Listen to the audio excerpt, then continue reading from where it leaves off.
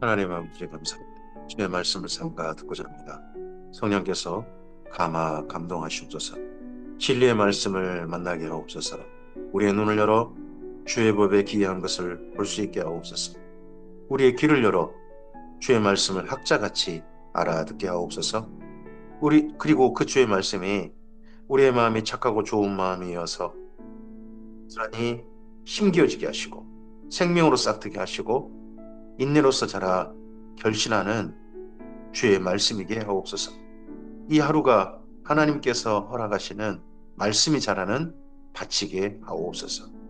의지하오며 예수님 이름으로 기도합니다. 아멘. 네, 오늘은 출애굽기 22장에서 25장까지 말씀 함께 읽겠습니다.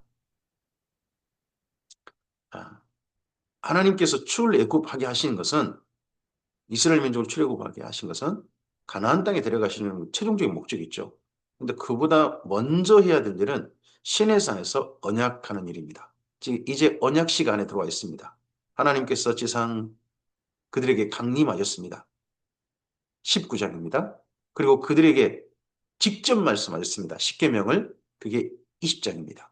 그리고 20장 후반부부터 해서 여기 23장까지 이제 그들이 기초적으로 지켜야 될 말씀, 어떻게 보면 십계명과 함께 가장 원초적으로 주어졌을 말씀, 계명, 거기에 대한 말씀이 네, 이제 선포되고 기록되고 있습니다. 그리고 나서 24장에 하나님과 언약식이 있고 그 이후 이제 그렇게 하나님과 함께 이스라엘 민족이 거할 중요한 상징적인 건물, 성막을 짓는 일로 이제 이어져 갑니다. 지금 현재 21장에서 23장에 있는 말씀인데 어, 이러한 말씀들로 우리가 첫 번째, 두 번째는 우리가 말씀을 받습니다. 그리고 세 번째, 손에 끼친 것은 책임질 줄 아는 나라. 사회의 윤리가 살아있는 나라. 가짜뉴스와 치우침이 없는 나라. 쉼이 있는 나라. 그리고 궁극적으로 하나님과 그들 사이에 우상숭배 결코 하지 않고 하나님께 즐거이 자원하여 절기를 지키는 나라. 이런 나라가 되기를 원하신 내용이 여기 21장에서 23장까지 내용에 담겨 있습니다. 출애굽기 22장입니다. 사람이 소나 양을 도둑질하여 잡거나 팔면 그는 소 한 마리에 소 5마리로 갚고 양 한 마리에 양 4마리로 갚을지니라. 도둑이 뚫고 들어오는 것을 보고 그를 쳐 죽이면 피 흘린 죄가 없으나 해 돋은 후에 피 흘린 죄가 있으리라. 도둑은 반드시 배상할 것이나 배상할 것이 없으면 그 몸을 팔아 그 도둑질한 것을 배상할 것이요. 도둑질한 것이 살아 그 손에 있으면 소나 낙이나 양을 막론하고 갑절을 배상할지니라. 이건 배상에 대한 법이죠. 자기가 누군가에게 손해를 끼치고 누군가에 잘못한 거죠. 또는 도둑질하고. 그랬을 때는 합당한 대가를 치러야 한다는 겁니다. 사람이 밭에서나 포도원에서 짐승을 먹이다가 자기 짐승을 놓아 남의 밭에서 먹게 하면 자기 밭에 가장 좋은 것과 자기 포도원에 가장 좋은 것으로 배상할지니라. 불이 나서 가시나무에 댕겨 낯가리나 거두지 못할 곡식이나 밭을 태우면 불 놓은 자가 반드시 배상할지니라. 사람이 돈이나 물품을 이웃에게 맡겨 지키게 하였다가 그 이웃집에서 도둑을 맞았는데 그 도둑이 잡히면 갑절을 배상할 것이요. 도둑이 잡히지 않는다면 그 집주인이 재판장 앞에 가서 자기가 그 이웃의 물품에 손댄 여부의 조사를 받을 것이며 혹시 그 집주인이 도둑일 수도 있잖아요. 어떤 이런 물건, 즉 소나 낙이나 양이나 의복이나 또 다른 이런 물건에 대하여 어떤 사람이 이르기를 이것이 그것이라. 잃어버린 자가 이게 그것이라면 양편이 재판장 앞에 나아갈 것이요. 재판장이 죄 있다고 하는 자가 그 상대편에게 갑절을 배상할지니라. 이때 죄 있다고 하는 자는요. 자기 물건이 아닌데 내 것이다 했던 사람도 있을 수 있습니다. 이걸로 무고죄라 그러죠. 무고죄. 그래서 만약에 죄를 뒤집어 씌우려는데 그 죄가 아니다. 그럼 그 무고죄에 해당되죠. 우리나라의 경찰이나 검찰이나 법원이나 이런 데서 죄 없는 사람한테 죄 있다고 해서 형벌을 가하고 그렇다면 무고죄죠. 그럴 때는 책임도 져야 되는 겁니다. 죄 있는 사람이 당연히 벌을 받는 거고요. 죄 없는 사람을 죄 있다고 해서 그렇게 한다면 거기에 대한 벌도 받는 겁니다. 사람이 낙이나 소나 양이나 다른 짐승을 이웃에게 맡겨 지키게 했다가 죽거나 상하거나 끌려가도 본 사람이 없으면 두 사람 사이에 맡은 자가 이웃의 것에 손을 대지 아니했다고 여호와께 맹세할 것이요 그 임자는 그대로 믿을 것이며 그 사람은 배상하지 아니하려니와. 만일 자기에게서 도둑 맞았으면 그 임자에게 배상할 것이며 만일 찢겼으면 그것을 가져다 증언할 것이요 그 찢긴 것에 대하여 배상하지 아니할지니라. 만일 이웃에게 빌려온 것이 그 임자와 함께 있지 아니할 때에 임자가 없었을 때에 상하거나 죽으면 반드시 배상하려니와 그 임자가 함께 있을 때에 상하거나 죽은 그 짐승이 그렇게 되면 배상하지 아니할지니라. 만일 세낸 것이면 세로 족하니라. 뭐 임대료가 약간 좀 소를 빌리면서 임대료를 줬다든지 뭐 그런 것이 있나 보죠. 그런 걸로 냈으면 그걸로 족하다. 사람이 약혼하지 아니한 처녀를 깨어 동침하였으면 납폐금을 주고 아내를 삼을 것이고 만일 처녀의 아버지가 딸을 그에게 주기를 거절하면 그런 처녀에게 납폐금을 돈으로 낼지니라. 너는 무당을 살려두지 마라. 짐승과 행음한 자는 반드시 죽일지니라. 여호와 외에 다른 신에게 제사를 드린 자는 멸할지니라. 여기 18절부터 20절. 반드시 죽여라. 살려두지 마라. 멸하라. 가장 심각한 죄죠. 이 세 가지는 결코 사이가 용납해서는 안 된다. 이게 좀 더 좀 무게 있게 좀 더 강력하게 말씀이 기록된 데가 나중에 레이기 20장이 되겠죠. 너는 이방 나그네를 압제하지 말며 그들을 학대하지 말라. 너희도 애굽 땅에서 나그네였음이라. 너는 과부나 고아를 해롭게 하지 말라. 내가 만일 그들을 해롭게 함으로 그들이 내게 부르짖으면 내가 반드시 그 부르짖음을 들으리라. 사회의 약자, 그들을 해롭게 하지 마라. 하나님께서 본래 말씀하신 계명입니다. 이걸 교회가 특별히 더 지키는 겁니다. 교회는 특별히 더 사회 약자에 대해서. 나의 노가 맹렬함으로 내가 칼로 너희를 죽이리니 너희 아내는 과부가 되고 너희 자녀는 고아가 되리라. 어떤 사람에게요? 과부나 고아를 해롭게 하는 자들입니다. 그런 자들에게 하나님 이렇게 하시겠다는 겁니다. 내가 만일 너와 함께한 내 백성 중에서 가난한 자에게 돈을 구워주면 너는 그에게 채권자가 하지 말며 이자를 받지 말 것이며 내가 만일 이웃의 돈을 전당 잡거든 해가 지기 전에 그에게 돌려보내라. 그것이 유일한 옷이라. 그것이 그의 안목을 가릴 옷인지 그가 무엇을 입고 자겠느냐. 그가 내게 부르짖으면 내가 들으리니 나는 자비로운 자임이라. 어, 여기서는 누굽니까? 누가 해야 할 일입니까? 그래도 누군가에게 옷을 받고 돈을 빌려줄 수 있는 형편이 있는 사람입니다. 좀 더 가진 자는 이러해야 하는 겁니다. 근데 나중에 이제 신약 성경에 예수님께서는 정반대 입장에 있는 사람에게 말씀하십니다. 옷을 맡기고 겉옷이라는 그 당시 이스라엘 민족이 입는 겉옷은 집 한 채 값 정도, 집 옷에 대한 상당히 가치가 있다고 합니다. 겉옷이. 근데 그런 겉옷을 맡기고 돈을 빌리는 사람 입장, 그 채무자가 된 사람, 그 사람의 입장은 어떻게 해야 될까요? 그 사람이요, 자기 옷 그렇게 맡겼다가 그 상대편 가진 자가 자기한테 돈 빌려준 자가 속옷도 달라 그런다면 속옷도 줘라. 이렇게 말씀하십니다. 힘 없는 자라고 해가지고, 없는 자라고 해가지고 그 돈 맡기고 난 다음에 말씀이 이러잖아! 하고 강짜 놓지 말라는 겁니다. 양쪽 다 성경을, 하나님의 계명을, 법을 이용해 먹지 말라는 겁니다. 자기한테 유리한 쪽으로. 우리나라도 보면 법에 어디 구멍 뚫린 걸 이용해 먹으려고 하는 사람들, 그런 사람도 많죠. 자기 이익을 위해서. 그런 거 하나님께서 보시기에 결코 옳은 일은 아닌 것 같습니다.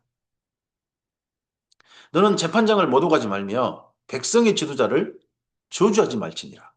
너는 내가 추수한 것과 내가 짜낸 집을 바치기를 더디하지 말지며 내 처음 난 아들들을 내게 줄지며 내 소와 양도 그와 같이 하되 이래 동안 어미와 함께 있게 하다가 여드레 만에 내게 줄지니라. 너희는 내게 거룩한 사람이 될지니 들에서 짐승에게 찢긴 동물의 고기를 먹지 말고 그것을 개에게 던질지니라. 짐승에게 찢긴 동물. 그런 거 먹지 마라. 그런 건 어, 그런 것들을 먹을 그런 짐승에게 집에 있는 짐승에게나 주고 너희는 먹지 마라. 너희 몸을 거룩하게 하라 합니다. 이런 걸 먹으면 건강이 굉장히 심각해지겠죠. 물론 거룩이란 말이 구별이란 말이겠죠. 그럼 그 당시 다른 나라 사람들은 다른 민족들은 그런 고기를 먹는다는 거겠죠. 그런 걸 뭐 이게 뭐 어쨌대 하고 먹는다는 거죠. 근데 너희는 먹지 말라. 이러면 구별이 되죠. 구분이 되죠. 그게 거룩이죠. 출애굽기 23장입니다. 너는 거짓된 풍설을 퍼뜨리지 말며 악인과 연합하여 위증하는 증인이 되지 말며 다수를 따라 악을 행하지 말며 송사를 다수에 따라 부당한 증언을 하지 말며 가난한 자의 송사라고 해서 편벽되이 두둔하지 말지니라. 이게 뭔 말입니까? 가짜 뉴스입니다. 요즘 말하면 누군가에게 억울하게 누명씌우고 누군가를 악마화시키는 그런 행태에 동참하지 말라는 겁니다. 상대 그런 일을 전혀 한 적도 없는데 전혀 작은 어떤 한 가지 사실을 가지고 와가지고 그걸 뻥튀기 해가지고 어떤 사람을 아주 세상 최고의 악마로 만들어내는 그런 말에 교회가 결국 동참해서 안 됩니다. 그런 거에 따라가서도 안 됩니다. 진짜 사실 그대로, 사실을 사실 그대로 보고 사람을 사람 그대로 볼 줄 아는 눈이 우리에게 있어야 되는 거죠.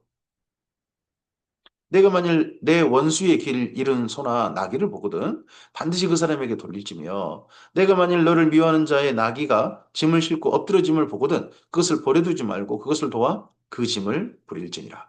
너는 가난한 자의 송사라고 정의를 굽게 하지 말며 거짓 일을 멀리하며 무죄한 자와 의로운 자를 죽이지 말라.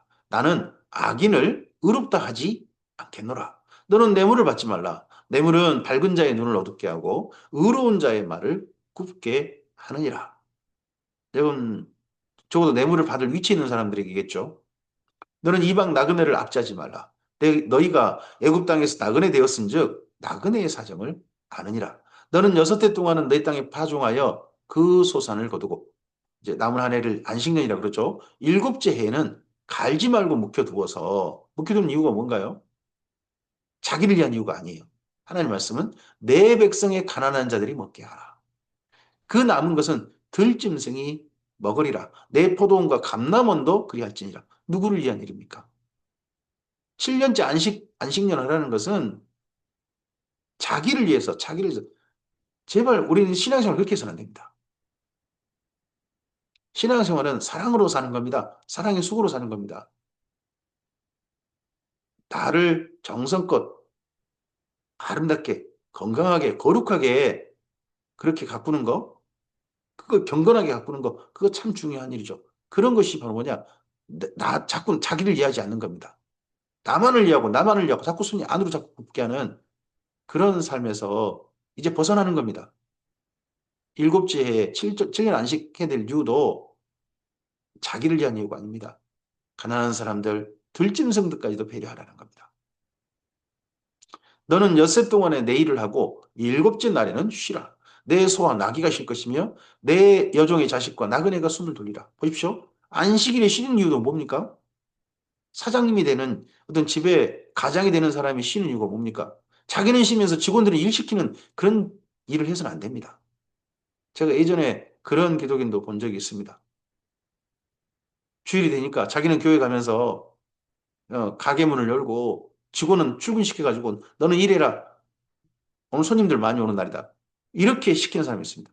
그러지 말고 주일 예배 드리고 오셔가지고 그 다음에 그때 직원도 출근하게 하고 자기도 그때부터 가게 문 여신다든지 그렇게 하시지. 하나님의 말씀을 우리가 자꾸 나를 위해서 이기적으로 그렇게 적용시켜서는 안 됩니다. 하나님의 말씀의 계명은 잘 보면 나도 아름답게 가꾸지만 배려가 있습니다. 배려. 사랑의 배려. 내가 내게 이른 모든 일을 삼가지키고 다른 신들의 이름은 부르지도 말며 내 입에서 들리게도 하지 말지니라. 너는 매년 3번 내게 절기를 지킬지니라. 너는 무교병의 절기를 지키라. 무교절이죠. 유월절과 무교절. 내가 내게 명령한 대로 아비벌에 정한 때에 이래 동안 무교병을 먹을지니 이는 그 달에 내가 애굽에서 나왔음이라. 빈손으로 내 앞에 나오지 말지니라. 그래서 유월절, 무교절, 초실절은 유대인들에게 여기 이스라엘 민족에게 굉장히 중요한 절기입니다. 맥추절, 이로부터 50일 후죠. 칠칠절, 맥추절 또는 오순절 그렇게 불리는 절기죠. 이는 내가 수고하여 밭에 뿌린 것에 첫 열매를 거둠이라. 그리고 수장절을 지키라. 수장절. 여기는 7월이죠. 우리로 말하면 10월입니다. 추수감사절, 수장절, 장막절 그렇게 불립니다. 이는 내가 수고하여 이룬 것을 연말에 밭에서부터 거두어 저장함이니라. 내 모든 남자는 매년 세 번씩 주 여호와께 보일지니라. 내 모든 남자, 여기 남자란 20세부터 50세 계수 받은 남자들을 말한 겁니다. 그런 사람들은 1년에 세 번은 이 절기 때는 꼭 하나님께 나오라. 그런 겁니다. 뭐 지금처럼 교통편이 좋은 것도 아니잖아요. 걷는다든지 그런 식으로 뭐 지역에 있는 모임 장소에 오는 게 아니라 성막이라 불리는 성막이 있는 뭐 나중에 보면 실로라든지 나중에 성전이 지어지면 예루살렘이라든지 이런 곳에 1년에 세 번 오라는 말씀인 거죠. 늘 주일마다 오라. 그런 말씀은 아닙니다. 절기 때문에 오라. 그만큼 이스라엘 민족을 또 하나님께서도 이스라엘 민족을 배려하시기 보입니다. 너는 내 제물의 피를 유괴병과 함께 드리지 말며 내 절기의 제물의 기름을 아침까지 남겨두지 말지니라. 내 토지에서 처음 거둔 열매의 가장 좋은 것을 가져다가 너의 하나님 여호와의 전에 드릴지니라. 너는 염소 새끼를 그 어미의 젖으로 삼지 말지니라. 이런 것들이 구별이죠. 거룩이죠. 내가 사자를 내 앞서 보내어 길에서 너를 보아여 너를 내가 예비한 곳에 이르게 하리니 하나님께서 예비하신 곳 예비하신 그곳이 가나안 땅이죠. 너희는 삼가 그의 목소리를 청종하고 그를 노엽게 하지 말라. 그가 너희의 허물을 용서하지 아니할 것은 내 이름이 그에게 있음이라. 이때 첫 번째 사자는 사실 모세죠. 그 다음은 여호수아고요. 여호수아고요. 사람의 사자, 하나님께서 보내신 사자. 어. 그리고 나중에 정말 이 말씀을 따라 이스라엘 민족을 하나님이 예비하신 곳에 이르게 하실 그 사자가 바로 그 사자가 예수님이 됩니다. 이 땅에 가나안 땅에 이스라엘 민족이 1차 정착지지만 거긴 그림자고요. 정말 하나님께서 이르게 하고 싶으신 곳은 새하늘 새 땅, 새 예루살렘 성이겠지요. 내가 그의 목소리를 잘 청중하고 내 모든 말대로 행하면 내가 내 원수에게 원수가 되고 내 대적에게 대적이 될지라. 내 사자가 내 앞서가서 너를 아모리 사람과 헷 사람과 브릿 사람과 가나안 사람과 히위 사람과 여부수 사람에게 인도하고 나는 그들을 끊으리니 너는 그들의 신을 경배하지 말며 섬기지 말며 그들의 행위를 본받지 말고 그것들을 다 깨뜨리며 그들의 주상을 부수고 내 하나님 여호와를 섬기라. 그리하면 여호와가 너희 양식과 물에 복을 내리고 너희 중에서 병을 제하리니 내 나라에 낙태하는 자가 없고 임신하지 못하는 자가 없을 것이라. 내가 너의 날수를 채우리라. 우상 숭배하지 않고 하나님의 말씀대로 이웃을 사랑하고 거룩하게 그리고 갑질하지 않고 헛된 가짜뉴스 같은 거 퍼뜨리지 않고 올바르게 그렇게 산다면 양식과 물에 복을 내리고 삶이 윤택해진다는 거겠죠? 너희 중에 병을 제하겠다. 질병이 없을 것이다. 또 낙태한 적 없고 민족이 번성할 것이다. 거기다가 장수할 것이다. 뭐든 갑니다. 뭐 특별히 운동 열심히 하라 그런 말씀도 없지 않습니까? 뭐 먹는 걸 가려라. 사실 그런 말씀도 별로 있지는 않아요. 뭐 찢겨진 거 먹지 마라 그런 정도죠. 그럼에도 불구하고 이런 걸 채우려 하십니다. 거룩한 삶은 결국 건강하게 하고 거룩한 주의 말씀을 따르는 삶은 진실로 그 말씀을 따라가는 삶은 우리의 삶을 윤택하게 할 겁니다. 내가 내 위엄을 내 앞서 보내어 내가 이를 곳에 모든 백성을 물리치고 내 모든 원수들이 내게 등을 돌려 도망하게 할 것이며 내가 왕벌을 내 앞에 보내리니 그 벌이 히위 족속과 가나안 족속과 헷 족속을 내 앞에서 쫓아내리라. 그러나 그 땅이 황폐하게 되므로 들짐승이 번성하여 너희를 해할까 하여 1년 안에는 그들을 내 앞에서 쫓아내지 아니하고 내가 번성하여 그 땅을 기업으로 얻을 때까지 내가 그들을 내 앞에서 조금씩 쫓아내리라. 가나안 땅을 순식간에 비우신 하나님 아닌 거죠. 이스라엘 민족이 제대로 정착할 때까지 차근차근 천천히 가나안 일곱 족속을 쫓아내신다는 겁니다. 쫓기지 않는다면, 쫓아내지지 않는다면 진멸하라는 말씀이 그 다음에 있는 거죠. 하지만 먼저는 쫓아내는 겁니다. 심지어 가나안 일곱 족속이라 할지라도 죽이는 걸 우선하지 않으셨던 하나님인 걸 좀 우리는 좀 기억해야 됩니다. 내가 내 경계를 홍해에서부터 블레셋 바다까지 광야에서부터 강까지 정하고 그 땅의 주민을 내 손에 넘기리니 내가 그들을 내 앞에서 쫓아낼지라. 너는 그들과 그들의 신들과 언약하지 말라. 대신에 쫓아내고 언약하지 말라. 결코 언약하지 말라. 그들이 내 땅에 머무르지 못할 것은 그들이 너를 내게 범죄하게 할까 두려움이라. 내가 그 신들을 섬기면 그것이 너의 올무가 되리라. 이 올무가 된 것이 결국 나중에 1차 사사기고 그 다음에 이스라엘 민족이 가나안 땅에 생활이 되죠.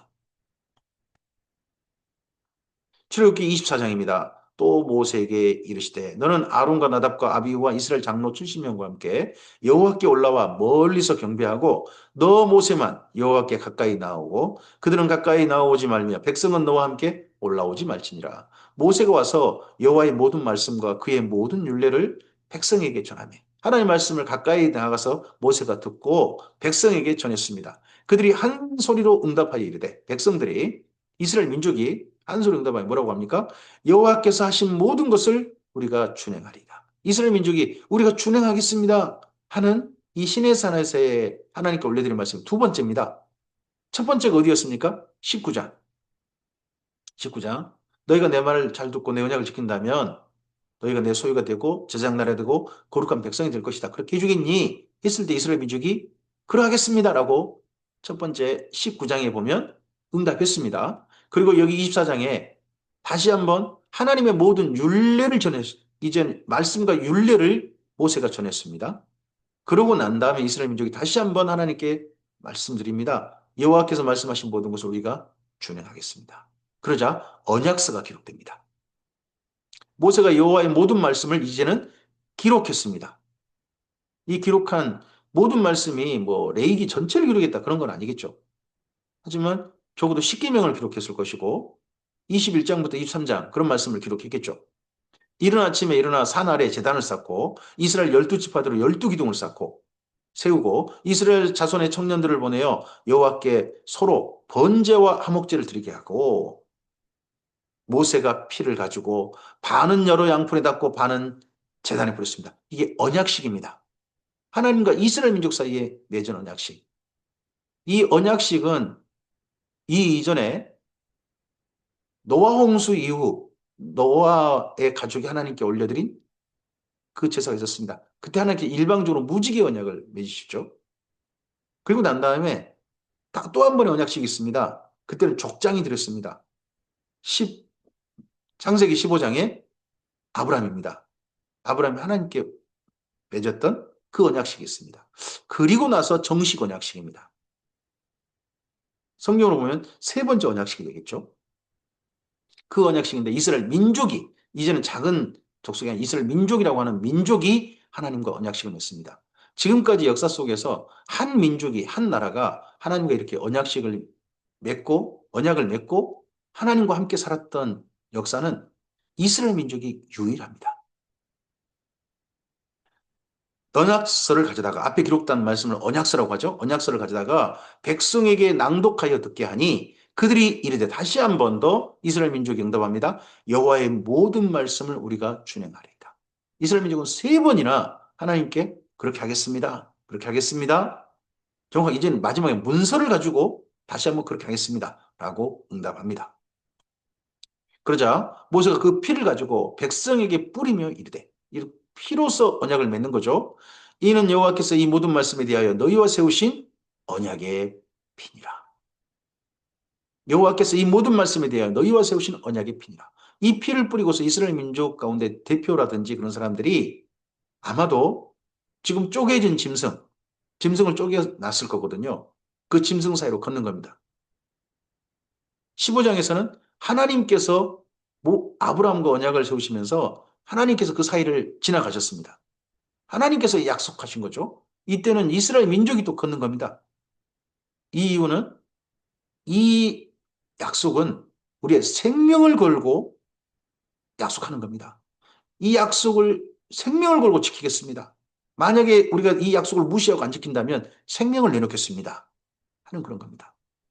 나중에 이 말씀을 예수님께서 하신 겁니다. 언제요? 성찬식에서요. 너희와 세운 언약의 피니라. 예수님께서 포도즙을 나누시면서 제자들에게 그렇게 말씀하셨습니다. 그 언약을 또 새 언약이라고 말씀합니다. 너희를 위해 붓는 바 나의 피, 곧 언약의 피니라. 이 말씀이 여기 출애굽기 24장 8절 인용입니다. 우리는 예수님의 피야, 예수님의 피로써 언약을 맺었습니다. 예수님의 몸을 쪼개셔서 그 사이를 지나가게 하셨습니다. 예수님께서 모든 걸 준비해 줬습니다. 예수님께서 자기 생명을 내놓으셨습니다. 약속을 지키시기 위해서. 우리도 그 예수님의 생명 안에서 생명을 건 약속에 우리도 응답한 겁니다. 그럼 이제 우리도 뭘 내놓고 그 약속을 지켜야 됩니까? 생명을 걸고 약속을 지켜야 되는 겁니다. 모세와 아론과 나답과 아비후와 이스라엘 장로 70인이 올라가서 이스라엘의 하나님을 보니 그 발 아래는 청옥을 편듯하고 하늘같이 청명하더라. 하나님이 이스라엘 자손들의 존귀한 자들에게 손을 대지 아니하셨고 그들은 하나님을 뵙고 먹고 마셨더라. 이게 화목이죠. 하나님과 언약을 맺은 사이로서 식사가 이루어졌습니다. 여호와께서 모세에게 이르시되 너는 산에 올라 내게로 와서 거기 있으라. 내가 그들을 가르칠 수 있도록 내가 율법과 계명을 친히 기록한 돌판을 내게 주리라. 모세가 그의 부하 여호수아와 함께 일어나 모세가 하나님의 산으로 올라가며 장로들에게 이르되 너희는 여기서 우리가 너희에게로 돌아오기까지 기다리라. 아론과 훌이 너희와 함께 하리니 무릇 일이 있는 자는 그들에게 나아갈지니라 하고 모세가 산에 오르매 구름이 산을 가리며 여호와의 영광이 시내 산 위에 머무르고 구름이 엿새 동안 산을 가리더니 일곱째 날에 여호와께서 구름 가운데서 모세를 부르시니라. 산 위에 여호와의 영광이 이스라엘 자손의 눈에 맹렬한 불같이 보였다는 겁니다. 맹렬한 불은 아닐 수 있죠. 불같이 보였다는 겁니다. 이스라엘 민족의 눈에는. 모세는 구름 속으로 들어가서 산 위에 올랐으며 모세가 40일 40야를 산에 있으니라. 이 사이에 조금 좀 밑에서 일이 좀 터지는 거죠. 출애굽기 25장입니다. 여호와께서 모세에게 말씀하여 이르시되 이 말씀이 아마도 시내산에서 40일 동안 있는 동안 십계명과 함께 주어진 말씀일 수 있을 것입니다. 그런 권위로서 좀 말씀이 지금 기록되고 있잖아요. 여기 25장부터 말씀이 성막을 짓는 겁니다. 이스라엘 자손에게 명령하여 내게 애물을 가져오라 하고 기쁜 마음으로 내는 자가 내게 바치는 모든 것을 너희는 받을지니라. 모든 애물을 뭐 이것저것 애물 다가 아니고 여기 보면 이 애물이란 성막 건축 헌금입니다. 성막 건축 헌금을 기쁜 마음으로 내는 자들을 받아라. 그래서 예배당을 지을 수 있죠. 어떤 공사를 할 수 있죠. 근데 공사를 할 때 성도들이 기쁜 마음으로 내도록 기쁜 마음 내는 자에게만 받는 거 그런 것이 기본입니다. 그렇게 하기도 마땅하겠죠. 너희가 그들에게 받을 예물은 이러하니 금과 은과 녹과 청색, 자색, 홍색 실과 가는배 실과 염소털과 붉은 물들인 순양의 가죽과 해달의 가죽과 조각목과 둥이와 관회에 드는 향료와 분향을 향을 만들 향품과 호마노며 애복과 흉패에 물릴 보석이니라. 이 모든 예물들은 다 성막 짓는 재료들입니다.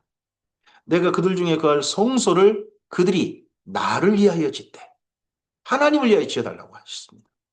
하나님께서 이스라엘 민족에게 명령하신 것, 하나님께서 직접 함께 하실 거니까 명령하신 것이 성막 짓는 겁니다. 물은 내가 내게 보이는 모양대로 장막을 짓고 기구들도 그 모양을 따라 지을지니라. 그러시면서 첫 번째, 그들은 조각목으로 궤를 짜되 길이는 2규빗 반, 너비는 1규빗 반, 높이는 1규빗 반이 되게 하고 너는 순금으로 그것을 싸되 그 안팎을 싸고 가장 위쪽 가장자로 돌아가며 금태를 두르고 궤, 금궤죠. 조각목으로 만들었고 금으로 싼 궤. 이 궤가 십계명에 쓰인 돌판을 담을 궤입니다. 그래서 법궤라고 표현하죠. 금고리 넷을 부어 만들어 그 네 발에 달되 이쪽에 두 고리 저쪽에 두 고리를 달며 조각목으로 채를 만들어 금으로 싸고 그 채를 궤 양쪽에 끼어 궤를 매게 하며 채를 궤 고리에 깬 대로 두고 빼내지 말며 내가 내게 줄 증거판 십계명에 쓰인 돌판을 뭐라고 합니까? 증거판. 증거판. 그래서 이걸 증거궤라고 그러기도 합니다. 법궤, 증거궤. 궤 속에 들지며 순금으로 속죄소를 만들되 속죄소는 이 담는 궤의 뚜껑입니다. 뚜껑 위에 뚜껑을 속죄소라고 부릅니다.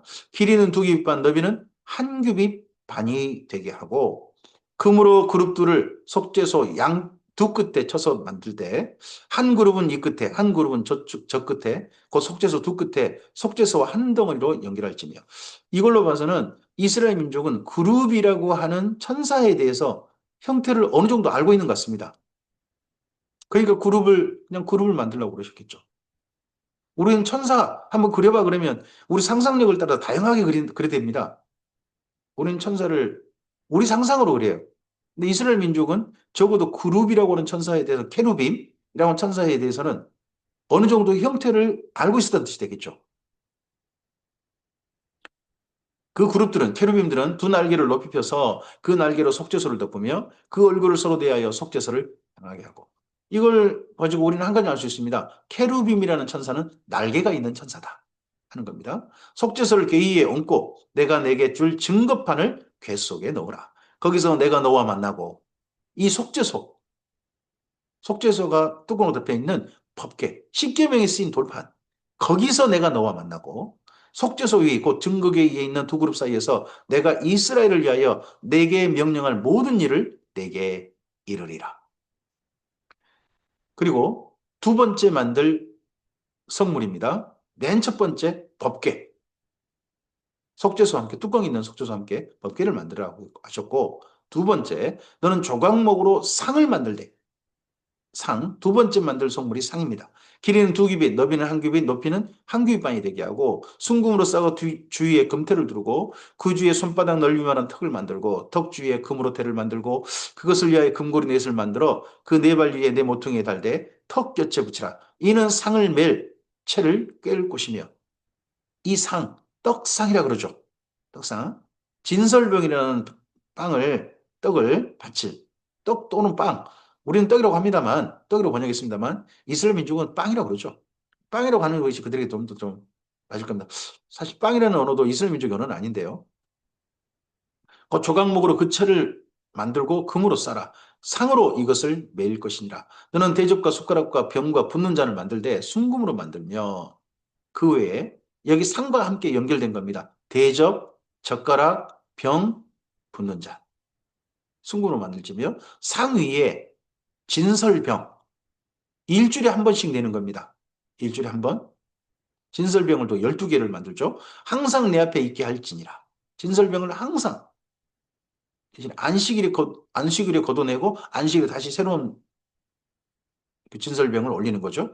너는 순금으로 그다음 세 번째 성물입니다. 너는 순금으로 등잔대 메노라라고 불리기도 하죠. 순금 등잔대. 그 밑판과 줄기와 장과 꽃받침과 꽃을 한 덩어리로 연결하고 가지 여섯을 등잔대 곁에 나오게 하되 다른 세 가지는 이쪽에 나오고 다른 세 가지는 저쪽에 나오게 하며 그래서 메노라는요 가운데 가지가 있고 가쪽으로 양쪽 왼쪽으로 세 가지 오른쪽으로 세 가지 그래서 전체 7가지가 됩니다. 등불이 7개 등불. 이 7개 등불의 메노라 이건 기억하시고 나중에 요한계시록도 읽으시면 좋겠습니다. 예수님께서 7촛대 사이에 계신다 그러잖아요. 그 7촛대가 7교회를 상징합니다. 에서보드 사빌라라고 불리는. 근데 그 교회들 이전 예수님께서는 메노라라고 불리는 7촛대 사이에 계시는 거예요. 그러니까 촛대가 7개란 말이 아니라 촛대가 7개인, 등잔대가 7개인, 그러니까 가지가 전 총 7개인 촛대, 맨홀 앞에 서 계신다. 이건 제사장이 한 일이거든요. 늘 등불을 감금하는, 촛대를 감금하는 일을 하는 사람. 나중에 예수님께서 교회를 그렇게 지키시는, 돌보고 계시는 분으로 요한계시록에서 말씀하고 있는 거죠. 가지, 이쪽 가지에 살구꽃 형상의 잔색과 꽃받침과 꽃이 있게 하고 저쪽 가지도 살구꽃 형상의 잔색과 꽃받침과 꽃이 있게 하여 등잔대에서 나온 가지 6을 갖게 할지며 등잔대 줄기에는 살구꽃 형상의 잔넷과 꽃받침과 꽃이 있게 하고 등잔대 위에 나온 가지 6을 위하여 꽃받침이 있게 하되 두 가지 아래 한 꽃받침이 있어 줄기와 연결하며 또 두 가지 아래 한 꽃받침이 있어 줄기와 연결하고 또 두 가지 아래 한 꽃받침이 있어 줄기와 연결하게 하고 그 꽃받침과 가지를 줄기와 연결하여 전부를 순금으로처럼 만들고 등잔 7을 만들어 그 앞에 두어 그 위에 두어 앞을 비추게 하며 그 불집게와 불똥그릇도 순금으로 만들지니 불집게 불똥그릇도 이 등잔대와 함께 있는 작은 성물들이겠죠. 등잔대와 그 모든 기구를 순금 한 달란트로 만들되 한 달란트면 한 32kg 엄청난 양이죠. 금을 32kg이나 쓰다니요. 그걸로 만들되 너는 삼가 이 산에서 내게 보인 양식대로 할지니라 합니다. 이렇게 해서 세 개의 성물이 있습니다. 여기 25장에 첫 번째 법궤, 두 번째 떡상, 세 번째 등잔대입니다. 나중에 만들 때는 이 순서하지 않습니다. 가장 먼저 성막을 먼저 만들고 그 다음에 그 안에 이런 성물들을 만들어가는 순서를 합니다. 하지만 설계도를 받을 때는 가장 중요한 게 뭐냐? 첫 번째가 법궤라는 겁니다. 두 번째가 이스라엘 민족이 하나님께 바쳐드릴 떡상 이고요. 세 번째가 이 등잔대, 메노라라고 불리는 등잔대가 됩니다. 오늘 여기까지 말씀입니다. 이스라엘 민족이 하나님께로부터 계명을 받았습니다. 이스라엘 민족이 하나님의 나라로서 지킬 계명. 그 계명은 우리도 눈여겨봐야 됩니다. 사실 지금도 우리가 실천해야 될 정신이 그 속에 담겨 있습니다. 환경과 이런 건 많이 달라졌죠. 뭐 종도 없고 뭐 제도도 많이 달라졌죠. 하지만 그 속에 하나님께서 하나님의 법을 이스라엘 민족에 주신 그 사랑의 정신 그리고 공의의 그런 정신들은 지금도 우리가 실천할 상황들이 있습니다. 그 정신들은. 그리고 그 다음에 언약식이 정말 중요합니다. 이스라엘 민족이 하나님과 언약식을 맺었습니다. 세상에 모든 민족과 나라들 가운데 하나님과 언약을 맺은 유일한 언약식입니다. 한 민족이. 그 언약식의 내용이 중요합니다. 이 언약을 가지고 구약 성경 내내 하나님과 이스라엘 민족 사이가 이어져 갑니다. 나중에 이 언약이 언제까지 이어지느냐? 세례 요한 때까지입니다. 그 정도로 이 언약은 중요합니다. 흔히 말하는 구약이라고 불리는 언약이 이때 맺어지는 겁니다. 그리고서 하나님께서 그들과 함께 거할 성막을 이제 건축하도록 하나님께서 명하셨습니다. 하나님께서 그들과 거하고 싶으시기 때문입니다. 함께하고 싶으시기 때문입니다. 오늘 이 말씀들이 우리의 삶 속에서 다시 한번 실천됐으면 좋겠습니다. 우리의 삶도 하나님께서 하나님의 집으로 우리 인생을 짓기를 원하십니다. 하나님의 집으로 잘 지어져 가기를. 왜요? 하나님께서 우리를 하나님의 처소로 삼고 싶으시기 때문입니다. 다르게 말하면 하나님께서 우리와 함께하고 싶으시기 때문입니다. 그래서 우리 인생의 집을 잘 지으라 하십니다. 오늘 우리의 몸을 그리고 우리의 속사람을 우리의 삶을 하나님의 집으로 잘 지었으면 좋겠습니다. 그리고 그 속에 거하시는 우리와 함께 기꺼이 함께 하시는 하나님을 뵙는 또한 오늘이었으면 좋겠습니다. 주의 선하신 말씀이 우리의 삶을 하나님께서 참으로 기뻐하시고 우리를 사랑하셔서 우리가 정말 이루길 원하신 그 삶으로 인도하는 주님의 등대가 되는 말씀이 바로 이 말씀이 되었으면 좋겠습니다. 주께서 함께 하시길 바랍니다. 감사합니다.